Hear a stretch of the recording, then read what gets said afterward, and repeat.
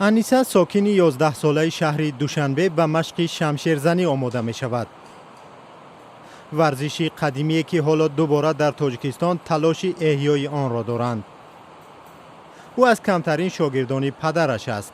پدرش مربی درس شمشیرزنی است و به خاطر جلب دیگران اول دختر خودش را شمشیرزن کرده است. انیسه در مسابقه های بیرون از کشور تاجیکستان را معرفی می کند.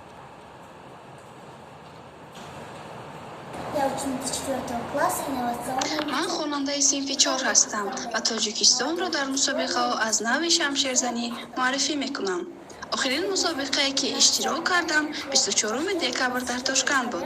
همه از دسته ما نیز آنجا اشتراک کردند.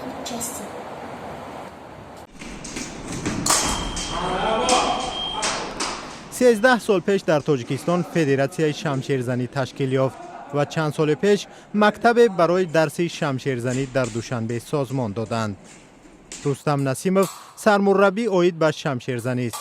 او حالا نزدیک به 10 شاگرد را در مکتب در ناحیه سینای دوشنبه تعلیم می دهد.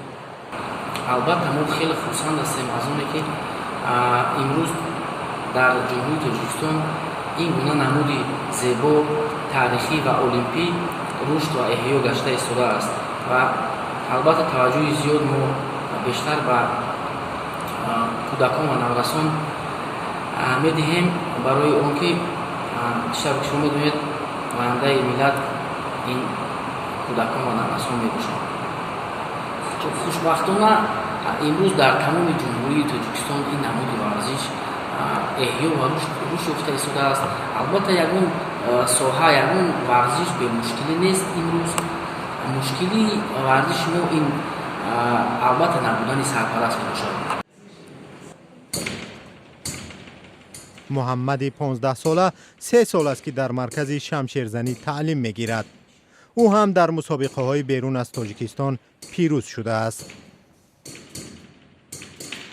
من از کشف‌زن محمد خواننده صنف 10 مکتب میانه باشم. طول 4 سال می‌شود که در این نمود ورزش تمرین نموده ایستاده‌ام.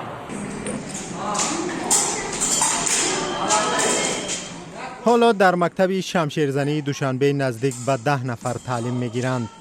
انیسه از کمترین شاگردان این مرکز زیر رهبری پدرش است. رستم باور دارد که مثل دختری او صف نورسان در این مکتب بیشتر خواهند شد. او شمشیرزنی را ورزش می‌داند که جسم و روح و ذهن نورسان را قوی می‌سازد.